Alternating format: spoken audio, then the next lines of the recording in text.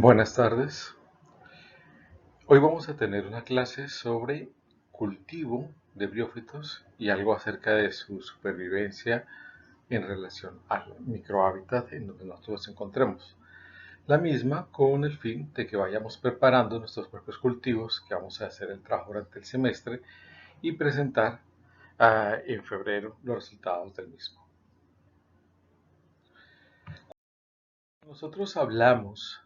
Cuando nosotros hablamos de los briófitos, y visualizamos cuáles son los lugares en donde ellos viven. Siempre hay como dos conceptos que tenemos que tener muy claro. Uno es el hábitat y otro es el microhábitat. Cuando, por ejemplo, hacemos trabajos de taxonomía, y es parte de lo que ustedes tienen que hacer ahorita cuando tomen la información del briófito que consigan, es relacionarlo con el sector en el cual ellos están viviendo. Tenemos un hábitat como puede ser el bosque de niebla, como puede ser el páramo, como puede ser un desierto, como puede ser, por ejemplo, la selva tropical. Sin embargo, aunque sí es cierto que este hábitat es una influencia interesante en relación a la biodiversidad que vamos a encontrar y son muy específicos en algunos casos, los briófitos que están en un sector o en otro, es mucho más importante para ellos el microhábitat. ¿Qué es el microhábitat? Ese pequeño nicho, por ejemplo, que tiene que ser la corteza de un árbol de laurasia, por ejemplo, que tiene que ser la grieta de una roca en los desiertos, en donde el desierto es un hábitat que tiene una humedad relativa aproximadamente del 70% o menos, mientras que la grieta de la roca donde está ubicado el briófito tiene una humedad relativa supremamente mayor. Entonces, nosotros siempre tenemos que tener como una consideración en ambos aspectos. Si yo lo miro desde el lado de la taxonomía o lo miro desde el lado de la diversidad, pues es muy importante trabajar el hábitat porque nosotros vamos a tener unas especies muy características o por lo menos un número de especies muy característico dependiendo el hábitat de donde esté. Pero si yo lo veo desde el punto de vista fisiológico o ecofisiológico, nosotros vamos a tener que detallar muy bien el microhábitat, dónde está, cuánta luz recibe, cómo es la humedad, cómo es el sombrío, cómo es el sustrato, etc. Es ahí donde realmente radica el hecho de que esté o no esté una especie de briófito determinada presente en algún lugar.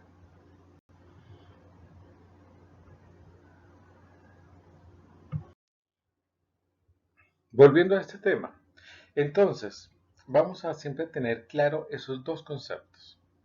Hábitat, la parte macro, estamos hablando un desierto, un páramo, un bosque de niebla, sabana, selva húmeda tropical, como el macrohábitat. Y tenemos el microhábitat, y ese es el que vamos a describir en cada uno de los pasos. Aspectos que tenemos que tener en cuenta.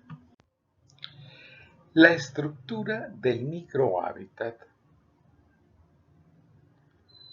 ¿a qué nos estamos refiriendo? Por ejemplo, si yo hablo del páramo, entonces, y tenemos un espacio en donde nosotros sabemos que hay una alta radiación ultravioleta, el viento suele ser un factor deshidratante muy importante. Esos son factores que me permiten hablar de la distribución en biodiversidad.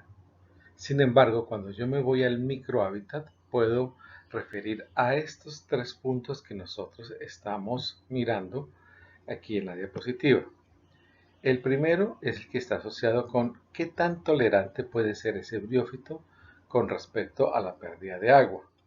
Entonces yo vuelvo a mi ejemplo del páramo y observo unos briófitos como los que teníamos en la clase anterior que crecen sobre roca.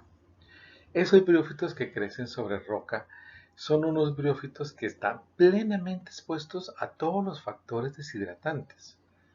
Pero de igual forma, yo puedo ir al páramo y mirar precisamente los briófitos que están debajo de la roca o briófitos que están creciendo cerca a una corriente de agua o briófitos que están creciendo en la base del frailejón. Ahí tenemos ya cosas completamente distintas. Las condiciones de deshidratación que pueden presentar estos segundos briófitos son menores a las que presenta un briófito que está expuesto sobre la roca. Entonces sí se dan cuenta cómo cuando estamos en el mismo hábitat páramo, la diferencia del microhábitat va a variar mucho la capacidad que tenga un briófito de poder sobrevivir a periodos de sequía, en especial a periodos de sequía prolongados. Entonces, esto es un factor interesante que tenemos siempre que tener en cuenta.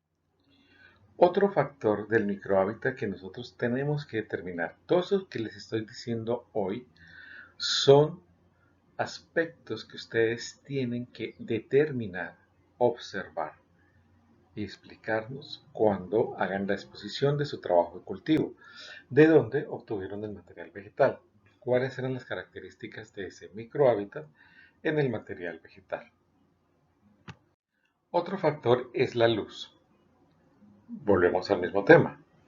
Vamos a estar en un bosque de niebla, pero es muy distinta la capacidad de tolerar la luz de los briófitos que están, por ejemplo, epífilas que están sobre las hojas de los árboles, a los briófitos que se encuentran en la parte del suelo, donde están todos los árboles haciéndole sombra y cubriéndolos. Nosotros partimos de un hecho, los briófitos son C3, sin embargo, tienen adaptaciones, en especial a nivel de metabolitos, que les permiten tolerar diferentes rangos de luz. Y es ahí donde nosotros tenemos que determinar si el briófito que estamos capturando, perdón, que estamos recolectando, es un briófito de escasa luz, de sombra, o es un briófito expuesto a la luz. Para el cultivo esto va a tener un significado interesante. eh, y es algo que tenemos ya dentro del cultivo que tener que ir mirando cómo me funciona mejor. Sin embargo, yo parto de un hecho. Si yo tengo un briófito de la parte de sombra, no puedo tener un cultivo expuesto completamente a la luz. No pasa lo mismo si estamos hablando de briófitos que están expuestos a la luz. Otro aspecto que nosotros podemos mirar es el relacionado con la temperatura. La temperatura está dada así un poco más hacia la parte del hábitat. El hábitat va a predominar, pero si ustedes se dan cuenta nuevamente, el microhábitat es muy importante en ese caso.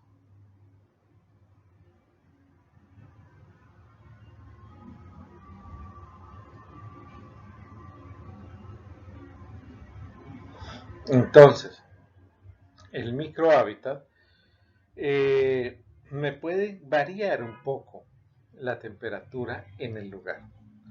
Por ejemplo, cuando estábamos haciendo las mediciones en Páramo, observábamos que la temperatura del aire estaba alrededor por la tarde, en alrededor de unos 25 grados centígrados, un calor impresionante.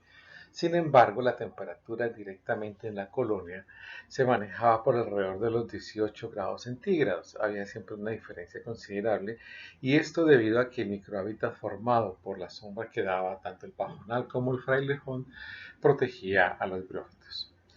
Aquí en caso de que nosotros queremos hablar de la parte de cultivo, pues sí es significativo en el hecho de que no es lo mismo cultivar un briófito que yo recolecte en el lado de Girardot a un briófito que yo recolecte en el páramo de Cruz Verde. Pues porque son briófitos que están adaptados realmente a una diferencia de temperatura muy grande en relación con la mayor parte del día. Entonces, esos factores también van a permitir ver su distribución dentro de los microhábitats y al final poder determinar cuáles son las condiciones que yo debo ponerles para poder tener los mejores cultivos.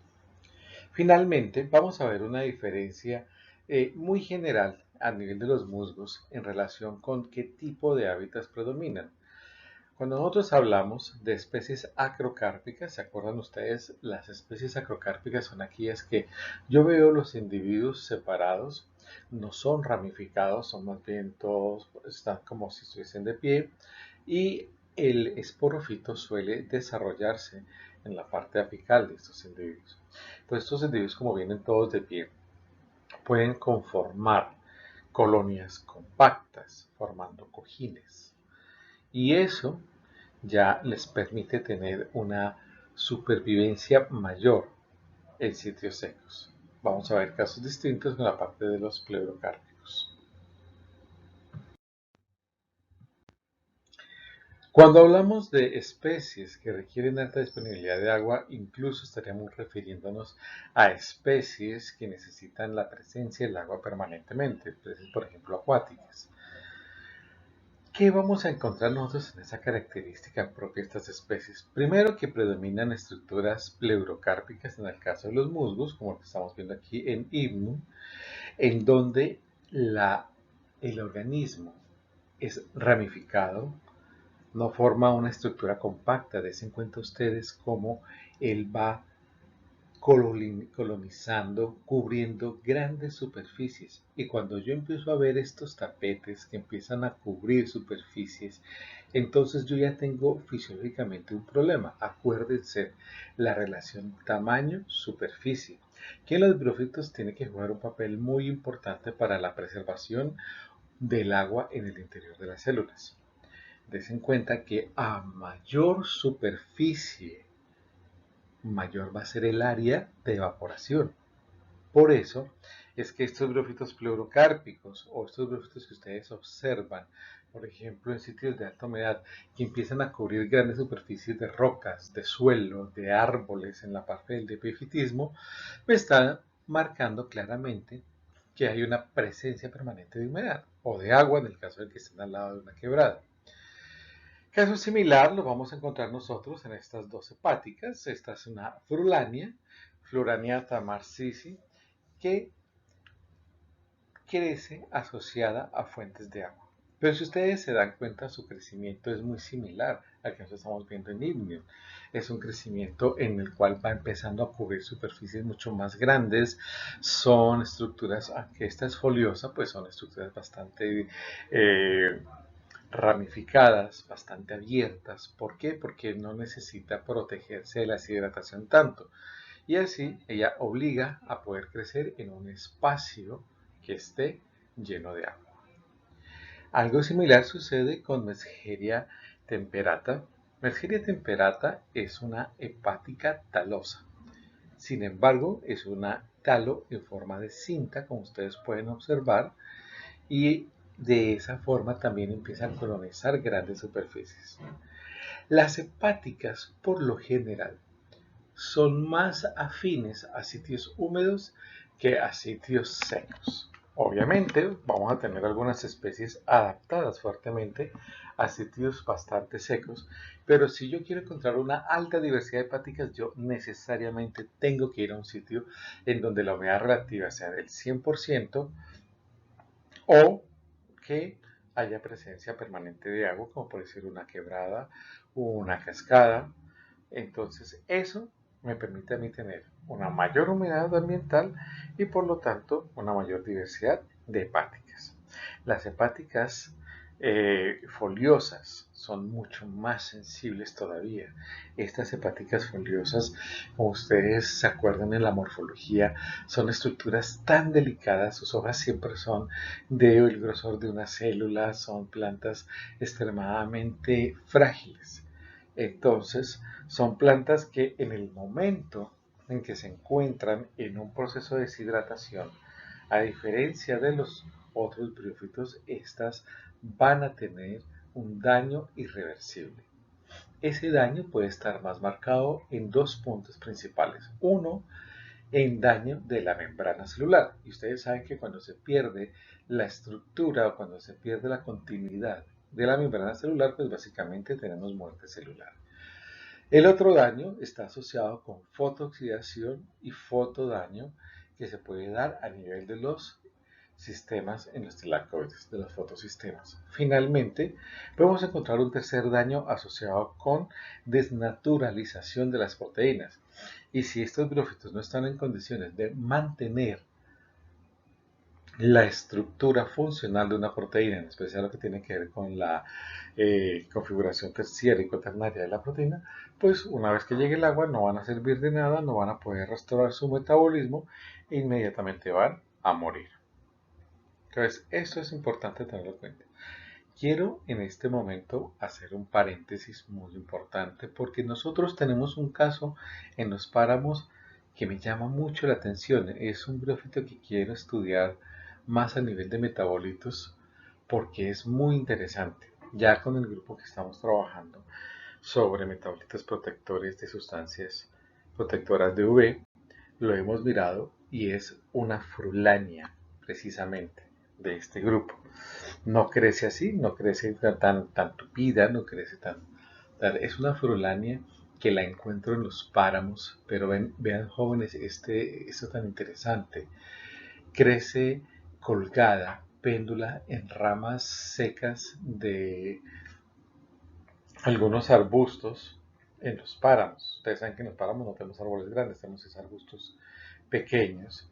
Y entre sus ramas crece péndula. Entonces es un briófito, es una hepática que está expuesta prácticamente a todos los factores deshidratantes. Alta radiación ultravioleta, por eso es de una tonalidad mucho más rojiza que esta que están viendo aquí en la fotografía. Recuerden, estoy haciendo un paréntesis, porque estoy hablando de una frulania de sitios secos.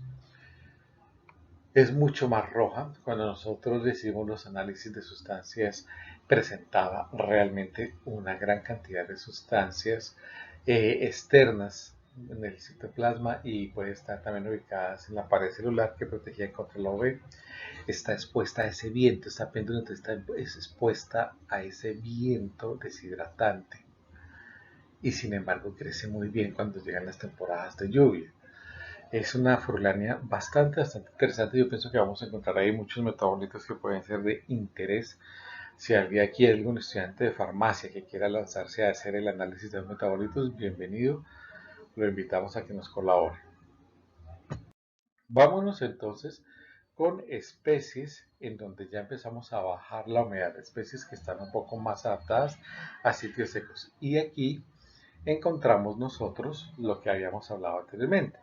Las especies de musgos, primero que todo, predominan los musgos en los sitios secos. Segundo, vemos que son acrocárpicos. ¿Se acuerdan lo que yo les decía? Acrocárpicos, que son aquellos que vienen un individuo parado al otro individuo, parado al otro individuo, parado al lado del otro individuo. Forman estructuras a manera de cojines bastante compactas, bastante densas y compactas. ¿Qué hacen al ser así de compactas? Pues disminuyen el área de posible evaporación del agua. También se está creando un microhábitat a su interior. Al ser así de compactas, aquí podemos tener una zona que se ha deshidratado, pero en su interior nosotros vamos a encontrar un poco más de humedad. Y ya si ustedes han ido adelantando su seminario con respecto a fauna, se darán cuenta que en estos sitios internos estamos hablando de un bosque gigantesco para algunos microorganismos y ahí van a encontrar el hábitat necesario con la humedad necesaria para sobrevivir. Aquí tenemos tres especies de musgos muy interesantes. Gribnia. Gribnia crece sobre rocas.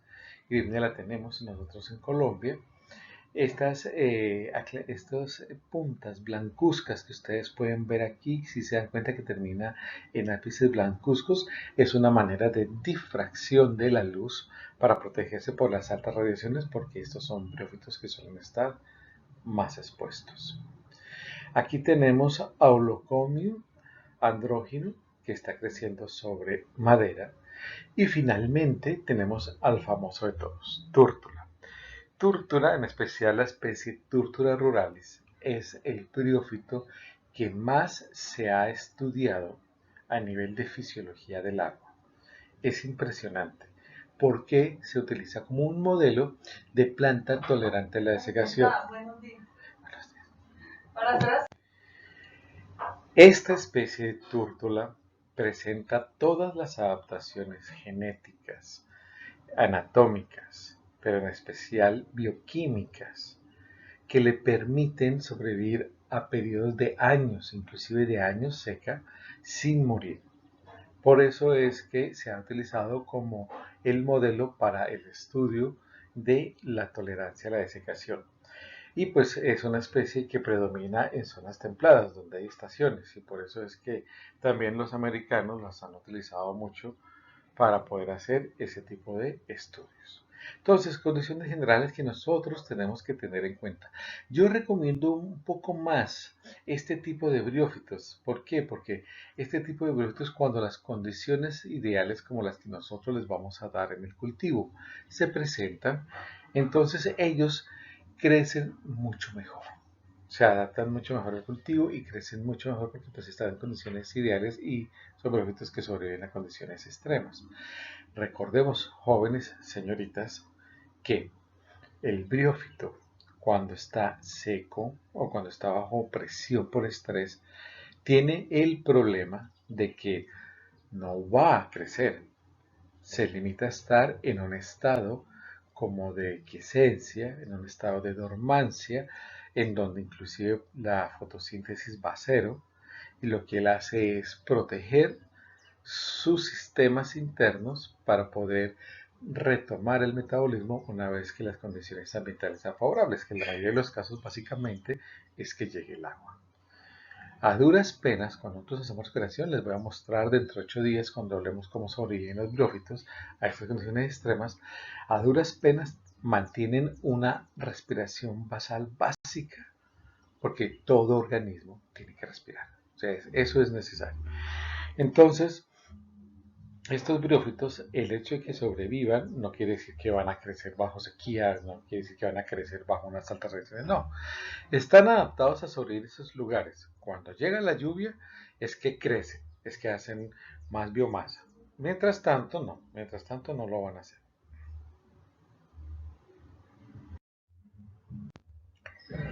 Aquí tenemos tres biofritos en tres diferentes niveles de disponibilidad de agua. El primero, Tanobrium, es un briófito tolerante a la sequía. El segundo, Anomodon, es un briófito semitolerante, espacios semitolerantes a la sequía. Y el tercero, Platyphidium,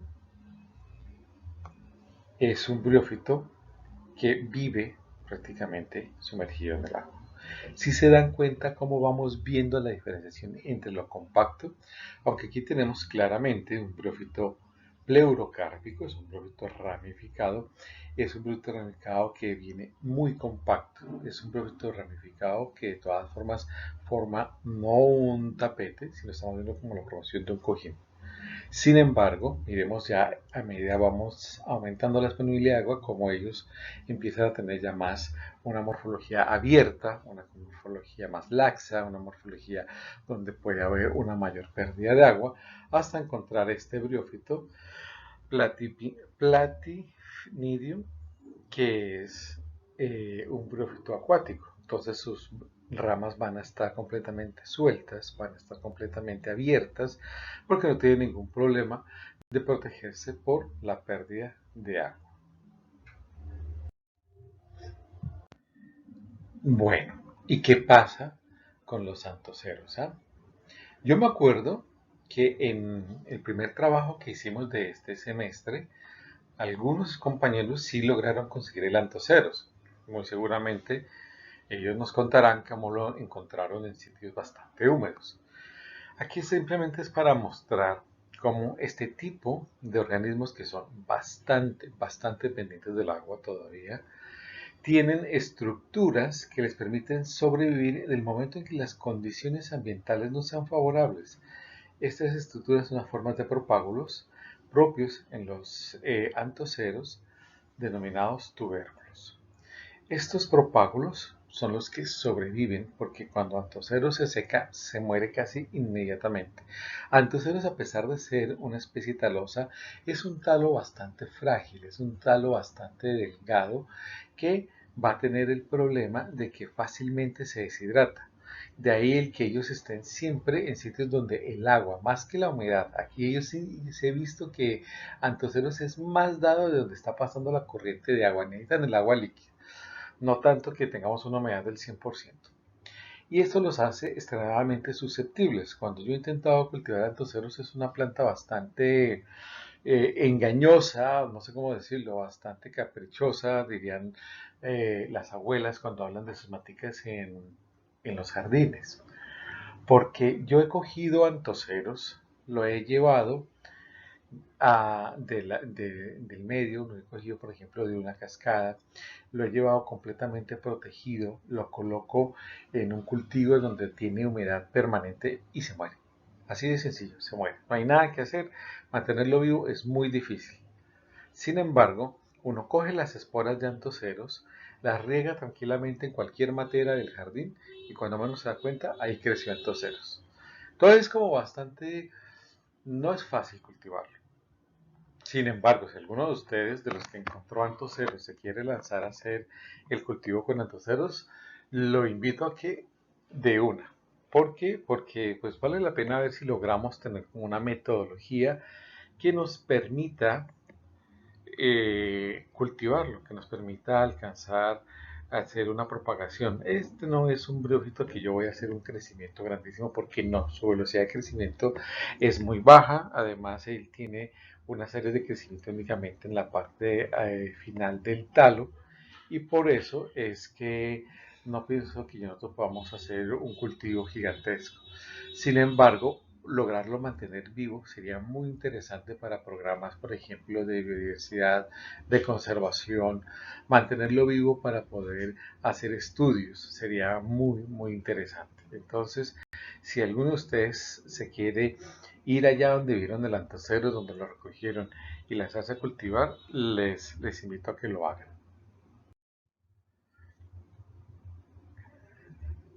Yo les decía a ustedes que las hepáticas, en especial las hepáticas foliosas, predominan en ambientes húmedos. Y si yo quiero encontrar la mayor diversidad de hepáticas, pues definitivamente bosque de niebla o también la selva húmeda tropical.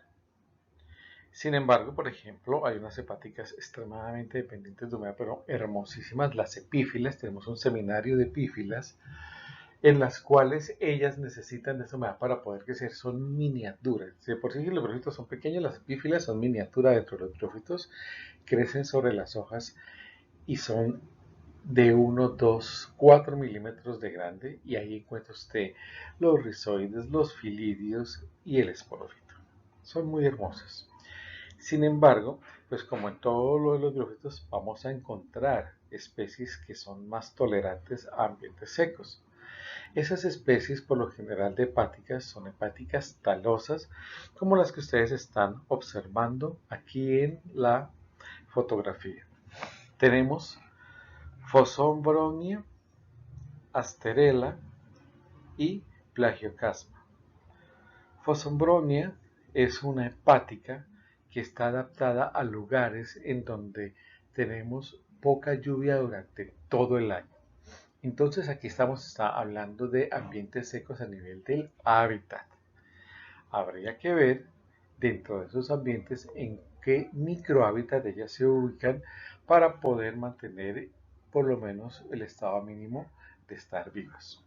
Aquí quiero recordarles a ustedes, aquí se ve muy bien un esporofito de hepática. Recuerden que el esporofito de hepática primero madura la cápsula. ¿Qué quiere decir eso? Que en su interior las esporas ya están listas para ser liberadas. Cuando la cápsula ya maduró, se elonga la seta para levantar la cápsula y permitir que las esporas sean llevadas por el viento, por el aire, por la lluvia, bueno, el factor que sea. Aquí en Asterela ya nos damos cuenta que es muy cercana a el grupo del género Marcantia, de las marcantiales, hepática talosa, que presentan estas estructuras especializadas en cargar los órganos reproductivos llamados gametóforos. En este caso, nosotros estamos observando el que carga los órganos reproductivos femeninos, o sea, que carga los arquegonios. Por lo tanto, eso es un arquegonióforo. Aquí, en estos brazos, en su interior, nosotros encontramos el arquegonio con la ovocélula, la cual va a ser fecundada por el espermatozoide. Bueno, ahora veamos hepáticas de sitios no tan secos, de sitios con un mayor nivel de humedad durante el año.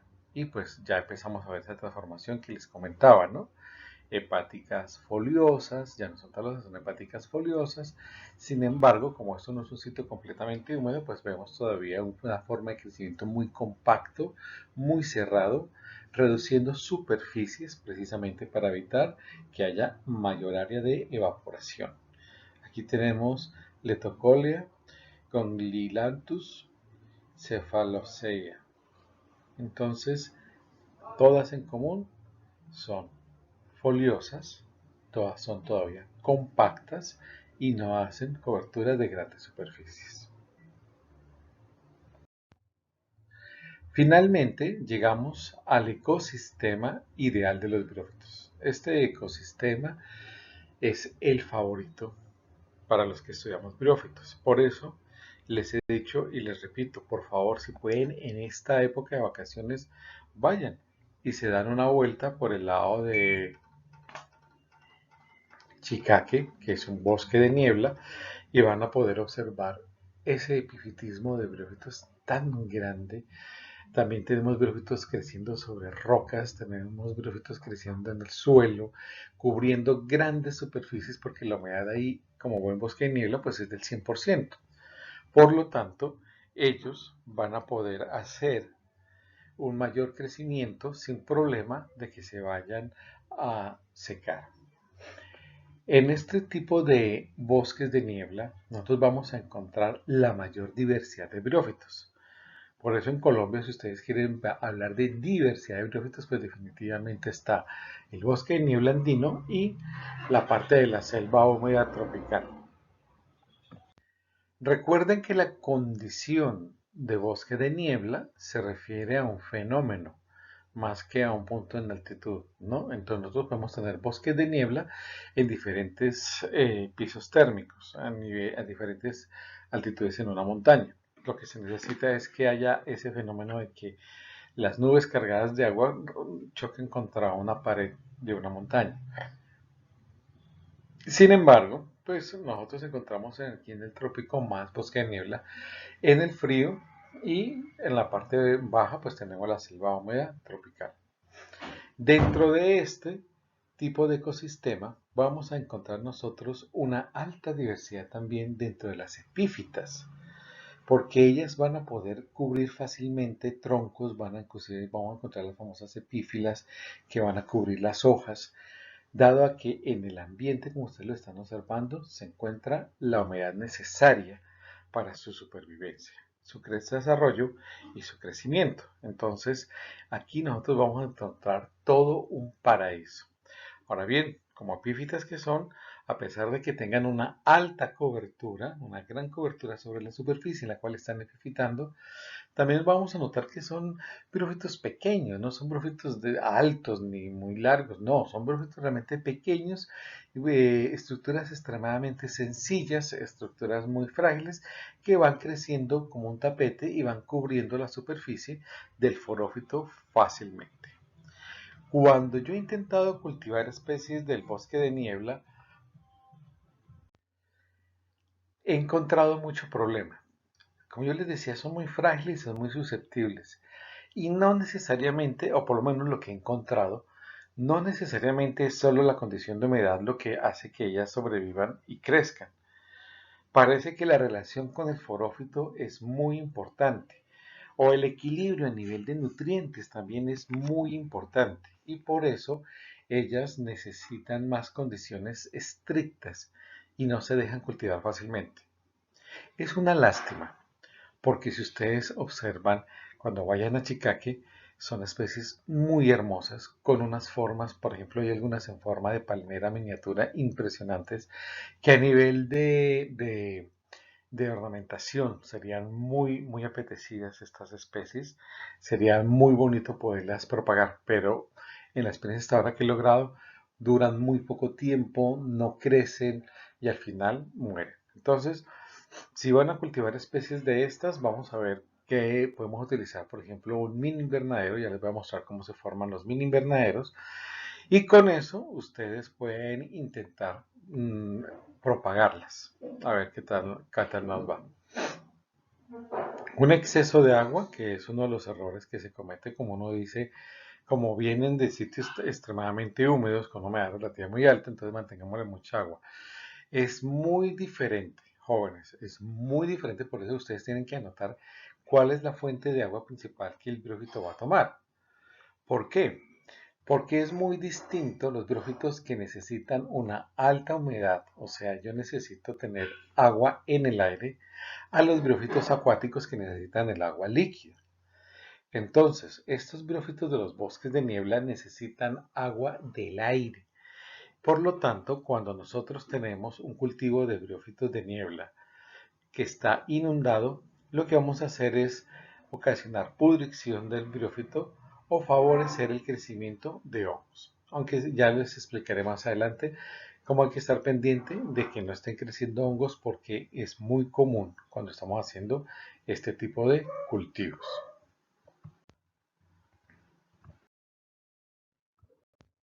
Bueno, y cuando hablamos de cultivos, tenemos que hablar de nutrición, necesariamente. ¿Ustedes qué opinan? ¿Cómo será la nutrición de los brófitos? ¿Similar a la de las plantas? ¿Similar a la de las algas? Por ejemplo, observen esta fotografía. Tenemos un brófito creciendo sobre metal. Definitivamente no van a estar extrayendo nutrientes del metal. ¿De dónde salen los nutrientes del brófito? Esto es bastante interesante. Es un factor a favor para los que van a cultivar brófitos. Es un factor a favor y ya vamos a ver por qué. Básicamente, como aquí en esta fotografía estamos observando este brófito que crece sobre roca, igual al que estaba creciendo sobre metal, la posibilidad de extraer los nutrientes de la roca pues es bastante baja. ¿De dónde vienen esos nutrientes? Solo tiene una opción, que le lleguen vía lluvia o que le lleguen vía aire, por el viento. Y esa es la única manera en que ellos pueden adquirir esos nutrientes. Y si eso es así, ¿eso qué quiere decir? Quiere decir que estos briófitos van a necesitar poco nutriente. Y así se ve en la que tiene que ver, por ejemplo, con cultivo de tejidos de briófitos. Como ellos son poiquilohídricos, con el agua, cuando ellos absorben el agua viene lavando las rocas o viene lavando el árbol. Ellos absorben el agua y al absorber el agua, en ella entran muchos de los nutrientes que ellos necesitan. De igual forma, el agua cuando sale de ellos se va a arrastrar los nutrientes y aquí entonces nosotros estamos observando cómo ellos hacen parte de la dinámica de distribución de estos nutrientes. ¿En qué ecosistemas esto es muy importante? Pues básicamente en un ecosistema que es el de selva. En el de selva, esta dinámica de trasladar nutrientes, por ejemplo, incluso en algunos casos ellos pueden extraer algo de nutrientes de esas rocas y sacar esos nutrientes y dárselos a las plantas o al suelo a través del agua de la lluvia. Esa parte de esa dinámica es muy importante en ecosistemas como los de selva o media tropical, donde ustedes saben que nuestra selva del Amazonas, por ejemplo, no es que tenga un suelo muy rico en nutrientes, sino que existe un ciclado permanente de nutrientes que les permite poder tener toda esa exuberancia y toda esa grandeza. En eso los brófitos están participando y son verdaderos protagonistas dentro del movimiento. En otros ecosistemas un poco más pequeños, en ecosistemas un poco menos abundantes de vegetación, como por ejemplo el páramo, este traslado de los brófitos de los nutrientes es importante, pero no es protagonista. Ya sabemos que en el páramo es más protagonismo su función dentro del ciclo del agua.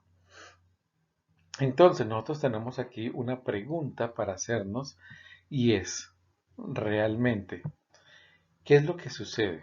¿Son organismos que no tienen necesidad de nutrientes o simplemente, como ya lo hemos venido viendo, están adaptados a sobrevivir mientras llegan los nutrientes? Pues, en realidad, estos briófitos no necesitan tanto nutriente. Estos brófitos necesitan concentraciones de nutrientes muy bajas y no todos los nutrientes que necesitan otro tipo de plantas o de algas.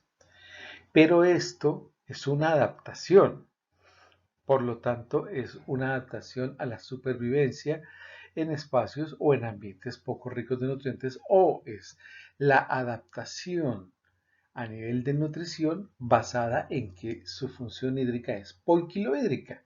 Entonces, que así van a tener entrada y salida de nutrientes tan fácil como van a tener la entrada y salida de agua. Por lo tanto, van a haber épocas en que no tendrán nutrientes suficientes como épocas en donde tendrán bastantes nutrientes. Entonces, es una adaptación que al final transforma a la planta, evoluciona en una planta en que su requerimiento nutricional es muy bajo. Bueno, y además pues estamos hablando de plantas pequeñas que realmente no necesitan grandes cantidades de nutrientes. Vamos a ver unos números con respecto a eso. La cosa más interesante la tenemos con los trabajos que se realizan en cultivo de tejidos. Incluso aquí en el departamento de biología, la profesora Fagua, que maneja el laboratorio de cultivo de tejidos ya ha hecho algunas pruebas con estudiantes de tesis sobre cultivo de briófitos. Miren este valor. Los medios de cultivo de los briófitos en relación con los medios de cultivo de, por ejemplo, de las plantas vasculares, mire la relación en la concentración de nutrientes, 10:1. Esto es asombroso, ¿sí? Esto es realmente asombroso. Necesitan tan solo 1/10 de la cantidad de nutrientes que ellos están utilizando. En lo que yo he podido observar de los medios que se utilizan para cultivo de tejidos, de briófitos, incluso la variedad de nutrientes también varía y es muy baja a comparación de los que yo utilizo para cultivar plantas. En el caso de mi trabajo, pues el trabajo lo hago con algas y la diferencia es abismal, o sea, la diferencia es abismal. Nosotros para hacer un medio de cultivo de briófitos utilizamos alrededor de unos 5 C reactivos, mientras que para hacer el medio de cultivo de algas estamos utilizando alrededor de unos 20-25 reactivos. Y hay algunas algas que son muchísimo más exigentes. Entonces, aquí nosotros vamos a ver simplemente en este valor reflejado cómo estos individuos evolucionaron para trabajar con pocos nutrientes en concentraciones relativamente bajas. Ahora bien, ¿qué otros aspectos hay que nosotros tener aquí en cuenta? Uno muy interesante es que esto es un punto a favor, ¿sí? Esto para nosotros es un punto a favor en el hecho de que yo no voy a estar preocupado por estar abonando mis cultivos de briófitos. Primero, porque recuerden además un factor muy importante, ellos crecen sobre sí mismos, la parte inferior va muriendo. Esto que hace que esa parte se degrade y libere nutrientes. Entonces ellos mismos tienen su propio ecosistema en miniatura en donde tenemos todo el ciclo de nutrientes que entran y salen dentro de su mismo ecosistema pequeño. ¿Ok? Entonces, eso es muy importante. Segundo, pues no voy a tener que yo estar abonando, no necesito tener un plan de abonar los briófitos porque pues realmente con el poco sustrato que yo les ponga, nosotros vamos a ver más adelante que trabajamos con un sustrato de suelo, de tierra, con ese poco sustrato que les ponga, voy a lograr que tengan los nutrientes necesarios en las cantidades necesarias. ¿Qué sucede cuando uno de ellos no logra tener la suficiente cantidad de nutrientes? Lo vamos a ver más adelante en una fotografía. Se quedan en protonemas. Acuérdense que es el protonema. Recuerden que nosotros en los briófitos tenemos que la espora sale, toca el suelo, se hidrata y empieza a germinar. Pero no germina en un briófito inmediatamente. Germina en una estructura que es filamentosa, denominada protonema, cuya función es como ser un sensor y determinar si la espora cayó en el microhábitat adecuado para esa especie. Si es así, empiezan a tener brotes y de esos brotes sale el briófito. Si no es así, pues mientras haya agua, el protonema seguirá permaneciendo ahí. O sea que no vamos a tener una plántica, sino vamos a tener filamentos. Se los muestro más adelante en una fotografía dentro del cultivo.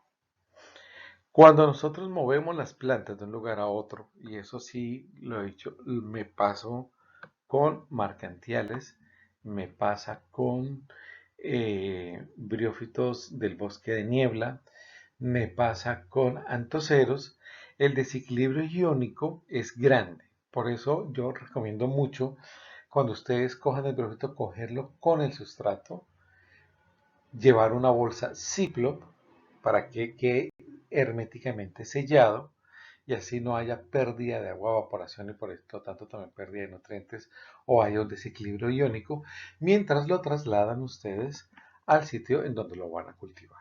Entonces eso hay que tener mucho cuidado. Son muchas especies. Las especies que son más de estos sitios húmedos son extremadamente delicadas en supervivencia con relación a el balance iónico.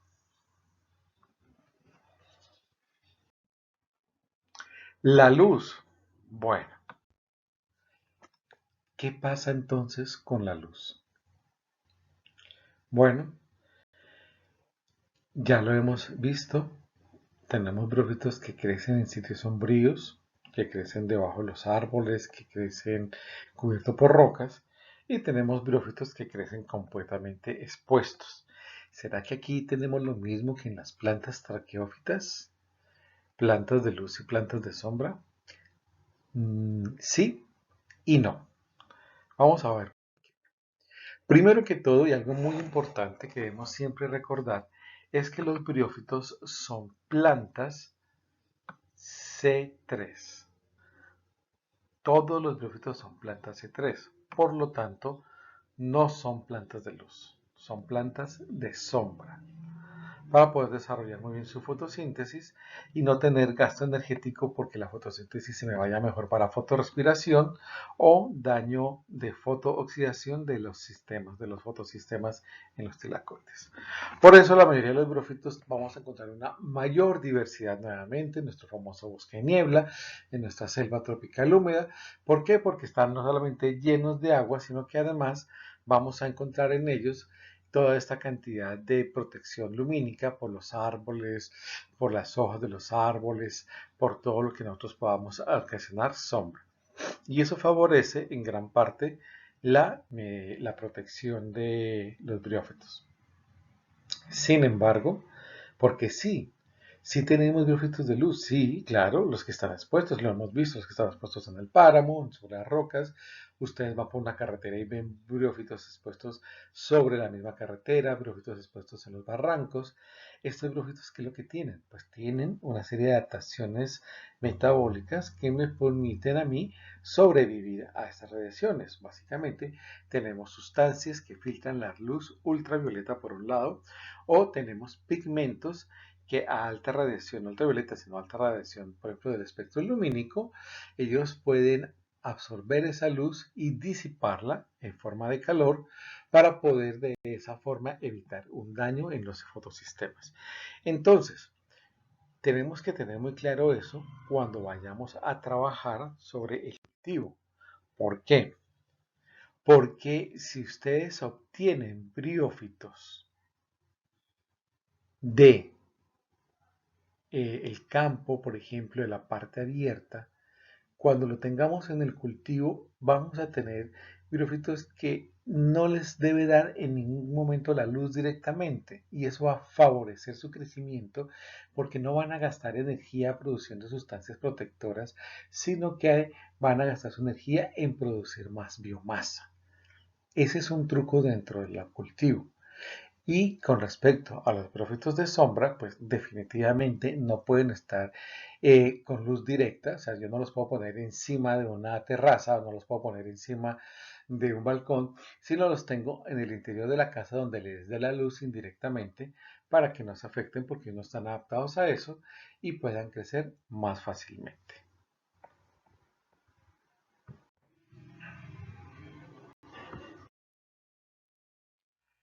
Estas experiencias ya las hemos venido probando y es prácticamente lo que estamos ya analizando con el estudiante, ya con la parte estadística. Entonces vamos a tener aquí varias ideas dependiendo del sitio donde se obtuvieron los briófitos y dependiendo lo que ustedes vayan a sembrar. ¿Qué hacemos cuando tenemos briófitos terrestres? O sea, que crecen directamente sobre la tierra, sobre el suelo. Nosotros estamos trabajando con una mezcla de sustrato de suelo, que ustedes están observando ahí, tierra normal, tierra negra, con turba. La turba la pueden conseguir en Home Center, en la zona de jardinería. También pueden conseguir la turba en la parte de los viveros. Ahí también venden turba, entonces es interesante porque es esta mezcla, esto más o menos estamos trabajando en una mezcla de un 50% turba, 50% tierra, ayuda mucho a que el briófito pueda tener muy buena cantidad de agua y a la vez se pueda estar como adaptando mejor a la zona de cultivo. A mí me gusta utilizar estos materas de barro. Sin embargo, pues ya lo hemos cultivado inclusive en peceras de vidrio, hemos cultivado en plástico, en cajas de plásticas. Bueno, ahí ustedes pueden ver lo que ustedes consideren más adecuado. Lo que me gusta de estas es que la humedad es más fácil de controlar. mientras que en las plásticas y en las de vidrio se presenta mucho la inundación y por lo tanto después que se pueda pudrir o la presencia de hongos. Y aquí pues vamos a sembrar los brofitos que podemos conseguir del medio, los que crecen directamente sobre suelo. Entonces nosotros empezamos a ubicar aquí la mezcla entre lo que es el sustrato de turba, y al sustrato de turba le vamos a ir añadiendo la tierra. Nosotros podemos también cultivar nuestra propia turba. Esta turba que yo estoy trabajando es precisamente de este cultivo que ustedes están observando acá, que es el que tiene sphagnum. Entonces he hecho crecer sphagnum, voy podando y voy recogiendo la turba que me sirve después para poder hacer otros cultivos y así no estar extrayendo sphagnum del medio, porque ya vimos en la clase anterior la importancia de sphagnum para proteger las fuentes hídricas, en especial en ecosistemas como los páramos.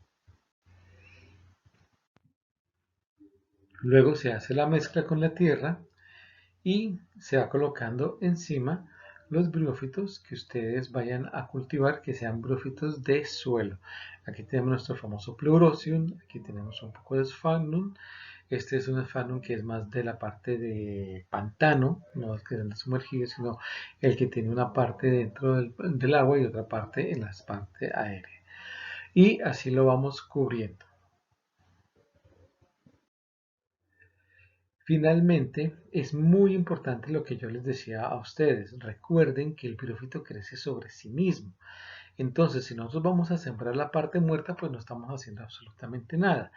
La parte viva es esa parte verde, aproximadamente 1 centímetro del ápice hacia abajo en el briófito. Entonces yo retiro esta parte muerta, esa me va a servir como sustrato de turba para un nuevo cultivo, y dejo la parte verde, la parte viva, y es la que voy a ir colocando directamente sobre la tierra. Y bueno, ustedes pueden ir viendo cómo va quedando el cultivo. En este caso mezclé dos especies, Sphagnum y Pleurotium, ambos terrestres, y dejo unos espacios en blanco, unos espacios libres para que estas plantas puedan seguir creciendo y llenando. Ya hicimos un intento de ir sembrando solo pedacitos y dejar gran parte de la tierra descubierta esperando a que ellos lo cubran. No, no es tan rápido. Entonces es mejor dejar espacios pequeños sin cultivar para que estos espacios pequeños sean los que entren a ser parte del área de crecimiento del musgo. Aunque musgos como este, como es Sphagnum, ya se dieron cuenta, crece hacia arriba principalmente. Pleurotium sí es un musgo que va conquistando el espacio que tiene hacia los lados. Y aquí viene la clave para mantener la humedad relativa al 100%. Y es estos mini invernaderos. ¿Cómo los estamos haciendo? Bueno, sencillo. Ustedes han visto los ponqués que venden en las cafeterías, las tortas, incluso también he visto que vienen pastelillos, etcétera. Ustedes consiguen estos envases plásticos, tienen su tapa que es esta grande y tienen la base plástica abajo. Entonces, sobre esa base yo coloco mi matera con el briófito sembrado, le echo agua, no que quede empantanado, pero sí ustedes tienen que darse cuenta lo importante que es que el agua, que quede como una capa de agua en la parte inferior. No sé si me hago entender. Si yo veo que el agua ya se me está brotando por el borde de la matera, ya es demasiada agua, ya se inundó. Pero sí puedo sentir que el agua está una pequeña capa, o sea, todo tiene que quedar muy bien mojado, pero debe quedar como agua, una pequeña capa en la parte inferior, en la parte de abajo de la matera, para que esa agua sea permanente. Una vez que yo haya hecho eso, lo que hago es ubicar la tapa encima y así cierro este mini invernadero. Queda completamente sellado. Ustedes se van a dar cuenta que no necesitan volver a echar agua y ahí se pueden dar cuenta el papel tan importante de los briófitos en lo que es el ciclo del agua y esa recirculación que los briófitos hacen en la naturaleza con el agua. Ustedes, una vez que sellan completamente este mini invernadero, no necesitan volverle a echar agua por el resto del semestre mientras les hace el cultivo. Lo que sí tienen que estar pendientes es de que esté creciendo, ¿sí? Miren, aquí ya queda sellado completamente, queda aquí adentro, queda la matera. Estas tapas, si ustedes se han dado cuenta, en los ponqués sellan herméticamente y así tengo yo mi mini invernadero y voy a dejarlo que crezca. Vamos a ver si cubre las zonas que no están cubiertas de briófitos o si van a únicamente crecer hacia arriba. Es muy importante la vigilancia permanente de estos mini invernaderos. ¿Por qué? Porque si yo veo que están empezando a crecer lamas blancas, es porque está demasiado lleno de agua y por lo tanto se me está hundiendo. ¿Sí? Eso es muy importante que nosotros estemos mirando. Entonces vamos a estar revisándolo todos los días. Esto es un mini invernadero, tampoco lo puedo dejar yo a que le dé el sol plenamente porque adentro se me va a hacer un horno y me va a cocinar los briófitos. Entonces también tengo que estar pendiente de eso. Tengo que estar pendiente si mi briófito es de luz o de oscuridad y entonces en qué sector de la casa lo voy a poner.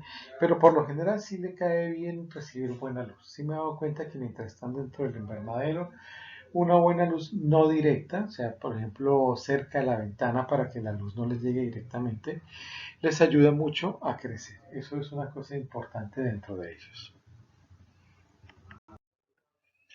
¿Cómo hacemos para cultivar brófitos acuáticos? Este es un poquito más complicado. La experiencia me ha mostrado que tienden mucho a podrirse si el agua permanece quieta. Entonces aquí hay que tener como un juego con el intercambio del agua permanentemente. Muy similar, si ustedes van y recogen los brófitos dentro de una quebrada, se van a dar cuenta que ellos están dentro de un sustrato como de tierra, con un poquito de grava que es lo que les permite pegarse, que es lo que les permite anclarse al suelo. En ese caso, jóvenes y señoritas, ustedes lo que necesitan es tratar de traerse el brófito con todo y sustrato. Si no, lo único que necesitamos aquí es un sustrato de tierra para poderlo poner a crecer. Logramos la inundación, esto es la inundación que se hace y luego se coloca adentro el briófito para que él empiece a adaptarse a este nuevo ambiente. ¿Qué hay que tener mucho en cuenta con respecto a esto? Se tiende a podrir, entonces hay que hacer intercambio de agua casi cada 2 días, entonces es un poco más complicado, pero la ventaja es que este no necesita un invernadero porque este está dentro del agua. Entonces lo que yo tengo que estar haciendo es cambiándole el agua por agua fresca permanentemente. Hay otra alternativa para el cultivo de estos brófitos acuáticos y es ponerlo en agua que corre. Entonces, no sé si ustedes se pueden ingeniar un sistema, por ejemplo, sobre una teja plástica y hacer que haya agua corriendo permanentemente y el brófito esté creciendo sobre esa teja. Y van a darse cuenta cómo crece y cómo va cubriendo la teja relativamente rápido. Este es uno de los brófitos interesantes porque además tiene una muy buena salida. En los acuarios venden esos briófitos para poder adornar los acuarios. Entonces, tiene una interesante salida comercial si se quiere lanzar a hacerlo. ¿Cómo hacemos con los briófitos de roca? Bueno, aquí ya lo que nos vamos a tener que tener un problema serio es con el sustrato. Entonces, con turba, únicamente utilizando turba para poderlo colocar al briófito y esa turba ya yo coloco el briófito sobre el sustrato mismo en el que él estaba viviendo, le acomodé un poco de esfagno para que sostenga la humedad y a este briófito lo único que yo hago es mantenerle una capa de agua aquí abajo, ¿sí? O sea, si yo tengo esto como el ancho, esto que yo le estoy mostrando ahorita, como el ancho de la matera, porque bueno, también es importante tener en cuenta que tenemos que tener un ancho no muy grande, ¿no? No me sirven esas materias, porque aquí nosotros no tenemos yo tengo más o menos este ancho de la matera, ¿sí? Nosotros aquí no tenemos raíces, entonces yo no necesito una matera grande. Realmente lo que estoy utilizando son los platicos que se ponen debajo de las materas. Entonces, si yo tengo este ancho, esta profundidad de la matera, este sector de aquí debe permanecer con agua y el resto debe estar completamente fuera del agua. Entonces, si yo mantengo esta capa que yo les decía, esta capa de agua líquida, no es simplemente echarles agüita encima, sino el agua líquida ahí en la parte inferior, vamos a tener un buen crecimiento de los brófitos. Estos biófitos de roca no necesariamente necesitan estar dentro de un invernadero. Si lo ponen dentro de un mini invernadero, entonces vale la pena que le hagan mucho el seguimiento y me cuenten qué les pasa. Yo esto los he mantenido sin mini invernadero, solamente manteniendo este, ¿cómo lo podemos llamar? Nivel freático permanente dentro de la materia en donde ellos están creciendo. No logré que crecieran, pero los logré mantener vivos, que eso ya es un avance significativo, pero ya les queda a ustedes para que me cuenten cómo. Bueno, y esto es como nosotros hacemos la turba. Miren lo que yo les comentaba en esta fotografía, me sirve para mostrarles lo que son cuando se quedan en protonemas. Si ven esta lamita verde que ustedes están viendo aquí sobre la matera, son protonemas seguramente de los brófitos que estoy cultivando, de esporas que cayeron, no encontraron el medio adecuado porque no era el sustrato, es la matera y ahí se quedan como esta lamita verde. Se quedan fotosintetizando, se quedan en estado de protonema. Para la producción de turbo, porque es que no podemos ir a sacarnos la turba de los páramos, por favor, eso es muy importante que a ustedes les quede claro eso. No podemos sacar la turba de los páramos porque estamos haciendo un daño ambiental. Entonces, lo mejor es producirla. Con un poco de desfano que nosotros traigamos, en especial la parte reproductiva, vamos a tener. Como yo les decía, lo estoy haciendo crecer sobre tierra con sustrato envuelto en turba y lo que nosotros hacemos es dejarlo que crezca hacia arriba. Esto sí necesita mini invernadero. Esto sí, la turba sí crece en mini invernadero. Se corta la parte superior, se corta la parte viva. La parte viva es la que yo vuelvo a sembrar y dejamos la parte viva verde sembrada y la parte inferior, que es la parte muerta, es la que yo saco acá. ¿Sí ven? Es esta parte que yo estoy cortando, es la parte inferior muerta, es la que se va a utilizar como turba. Y esta parte superior, la parte viva, que es la que estoy cortando aquí, esta parte es la que yo vuelvo y siembro sobre su matera y esa matera vuelvo y la coloco en un mini invernadero. Y esa es la forma como nosotros vamos a ir obteniendo turba que puede ser utilizada en cultivos posteriores de briófito y así no dañar el medio ambiente, ¿no? Donde se encuentran ellos presentes. Bueno, ¿cómo es el trabajo que ustedes van a hacer? Este es bastante interesante. Aquí les traigo unos ejemplos de cómo ustedes podrían cultivar sus briófitos. Lo que yo quiero es que hagan un cultivo parecido a lo que yo les coloqué inicialmente, o sea, a toda esta experiencia que hemos venido teniendo con cursos anteriores. Sin embargo, aquí hay otras alternativas de cultivo que son un poco más simpáticas, un poco más vendibles también para los que quieran hacerse su plática adicional. Ahorita en Navidad, miren cómo se pueden hacer cosas interesantes. Pónganle ahí no sé, símbolos navideños y van a ver cómo pueden vender esto muy bien. Es más, en las últimas ferias artesanales de los últimos 2 años he visto mucho esto. Antes ni se encontraba. Ahora he visto hecho mucho más seguido, mucho más continuo se observa este tipo de trabajos. Son muy hermosos, se necesita como mucho talento. Mire que aquí hacen unos mini jardines en donde utilizan briófitos como sustrato. Eh, Utilizan briófitos como sustratos, si se dan cuenta, para mantener la humedad dentro de este mini ecosistema. Y bueno, aquí ya están haciendo un mini jardín de plantas suculentas. Todo esto son parte de las cosas. Esto ustedes pueden diseñar. Aquí tenemos los mini invernaderos, pero pues obviamente mucho más elegantes en vidrio, los cuales pueden servir si ustedes quieren hacer un adorno para su casa.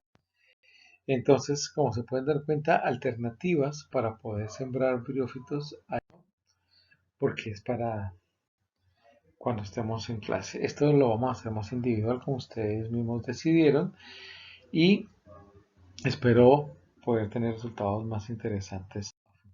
Muchas gracias, y todo lo que ustedes saquen y todo lo que ustedes muestren nos va a servir para seguir perfeccionando esta técnica de cultivo. Cada quien encuentra cosas distintas. El estudiante mío que está trabajando en San Agustín para la parte de restauración de humedales ha encontrado alternativas distintas sobre cómo puede mezclar mejor los sustratos. Bueno, todo eso está dentro de la capacidad de lo que ustedes pueden hacer. Muchas gracias por estar hoy en esta clase. Preguntas si tienen en este momento para poderlas contestar es muy importante. Gracias.